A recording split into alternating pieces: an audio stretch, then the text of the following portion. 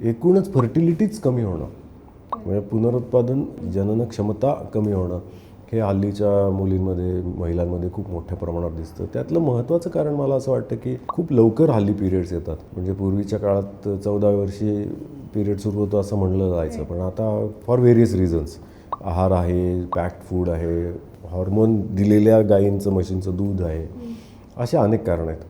पहिलं कारण म्हणजे लवकर पिरियड सुरू होणं. दुसरं कारण म्हणजे जेव्हा फर्टिलिटीचा वापर म्हणजे जेव्हा मूल होण्याचा प्रसंग येतो तोपर्यंत खूप उशीर झालेला हल्ली असतो, म्हणजे करिअरमुळे आणि याच्यामुळे मुली 27-28ला लग्न हल्ली होतात आणि तिथून पुढे 30-31 नंतर खरं फर्टिलिटी थोडी थोडी कमी आपोआपच व्हायला लागलेली असते. तिसरं म्हणजे जीवनशैली आणि आहाराचे चॉईसेस. इतकी स्ट्रेसफुल, इतकी कॉम्पिटेटिव्ह जीवनशैली आहे की कुठे ठहराव नाही आहे, कुठे समाधान नाही आहे.